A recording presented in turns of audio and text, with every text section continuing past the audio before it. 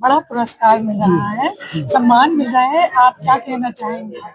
मुझे बहुत खुशी है इस बात की कि अभी जब सारी इंद्रियां काम कर रही हैं, दिमाग, दिल, शरीर, उस समय ये पुरस्कार सम्मान मुझे मिला है। मेरे से पहले ये बहुत प्रतिष्ठित लोगों को मिल चुका है, इसलिए इसके साथ एक गौरव जोड़ा हुआ है। और मुझे ये बड़ा अच्छा लगा कि मैं अमर उजाला अपने शायद प्रतिष्ठान में किसी को नहीं जानती हूँ, और विशुद्ध रूप से ये मेरी रचनाओं के ऊपर उन्होंने आकलन किया है, तो जाहिर है कि मुझे बहुत खुशी हो रही है। आपने इतना लिखा है मैम कि आपका नाम बहुत एक ऊंचे पायदान पे है, तो आप नौजवान लिखने वालों को क्या कहना चाहेंगे? कोई खास? मैं यही कहूंगी कि लिखने से पहले खूब पढ़ना चाहिए। हर एक को कोशिश ये करनी चाहिए कि दिन का कोई भी हिस्सा उनका बिना अध्ययन के न जाए, और जितना हिंदी साहित्य या विश्व साहित्य पढ़ सकते हैं, अगर अंग्रेजी नहीं आती तो अनुवाद में पढ़ें।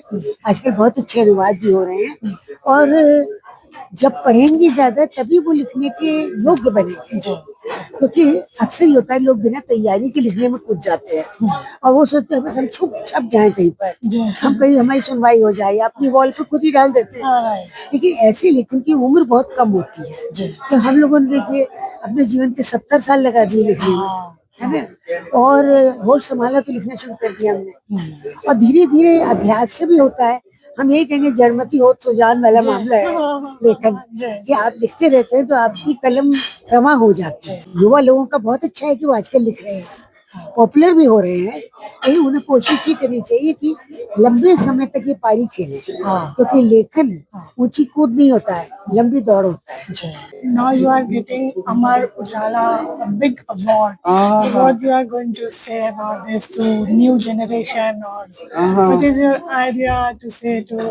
I have not much thinking about what to say to my new generations. Amar Ujala, open a new chapter in my writing career.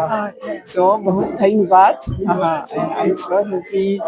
मैं अमर उजाला का आभारी हूँ कि उन्होंने मेरे काम को महत्व दिया और मुझे भाषा बंधु पुरस्कार से सम्मानित अब आज करने जा रहे हैं। और अनुवाद को अगर हम व्यापक रूप में ले जाएं तो उस भाषा के साहित्य में क्या लिखा जा रहा है और वो साहित्य कैसे दूसरे भाषा के साहित्य में जाए, तो इसके लिए अनुवाद सदुकर काम करता है और अनुवाद इसलिए बहुत जरूरी है। जब मुझे फोन किया कि आपको ये हम कृति सम्मान दे रहे हैं, आपकी जो छप कर आई है किताब वासना एक नदी का नाम, स्त्री का जो जीवन है वो एक संघर्ष का जीवन है, इसको मान के चलना है।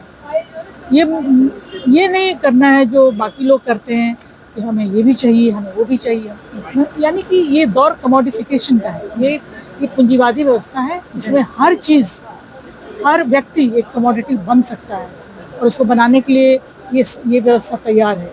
और ये सिर्फ पूंजीवादी व्यवस्था नहीं है, ये पूंजीवादी प्रतिसत्तात्मक व्यवस्था है, इसलिए लड़कियों के लिए तो दोहरे फंदे हैं यहाँ। तो उनको तो बहुत संभल के जो भी लिखना है, पढ़ना है, करना है, थोड़ा समय लगे तो लगे, लेकिन संघर्ष करके ही काम करो तो उस काम का मतलब होना चाहिए।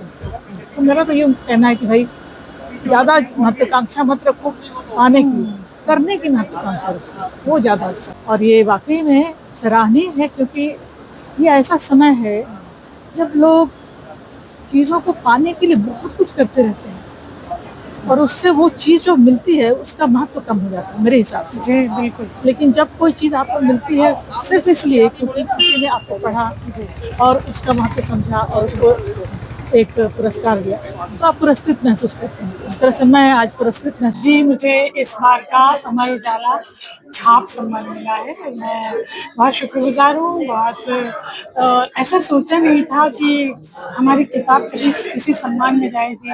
लिख लेना, छप जाना, यही बहुत बड़ी बात लगती थी, लेकिन एक बहुत बड़ी जूरी ने उसे सिलेक्ट किया, उसे पढ़ा, उसे इस काबिल समझा, तो मैं बहुत शुक्रगुजार हूँ हमारे प्रकाशन की भी और अमर उजाला की भी। जी, लिखना बहुत ज़रूरी है और लिखने में मैं समझती हूँ ये बहुत ज़रूरी बात है कि आप हिम्मत से सच लिखें।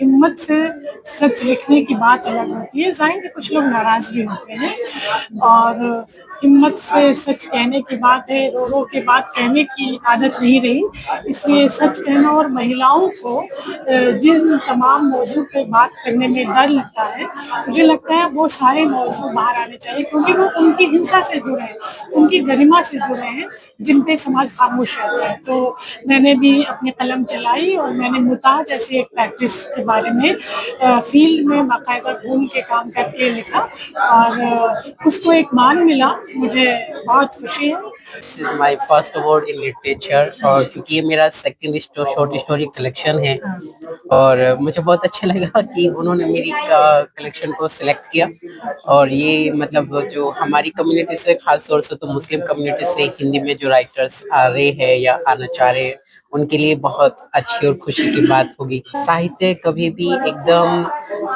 आनंद फानंद में होने वाली कोई चीज नहीं है। ये फेसबुक पर या सोशल मीडिया पर लाइक्स या कमेंट्स बटोरने के लिए बिल्कुल नहीं है।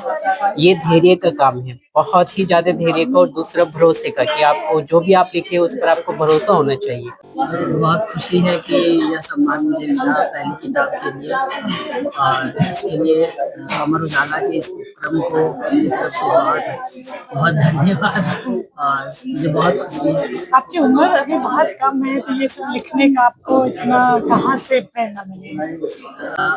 हमारे जो आसपास के जीवन के प्रभाव की वजह से ही लिखना शुरू किया। उसकी जो बेचैनी है उससे निकल पाने के लिए लिखना शुरू किया और फिर धीरे धीरे ऐसा लगा कि यह लिखना जरूरी है, लिखा जाना चाहिए। आप यह मत सोचिए कि आपको क्यों नहीं लिखना चाहिए। कई दफा ऐसा होता है कि हम सोचते हैं कि हम बहुत बेकार लिख रहे हैं या मेरे लिखने से क्या हो जाएगा, तो इस चीज का निर्णय पाठकों पर छोड़ देना चाहिए और अगर आपको लिखना है तो लिखिए और अपने आसपास की जरूरी चीजों को लिखिए। यही पीड़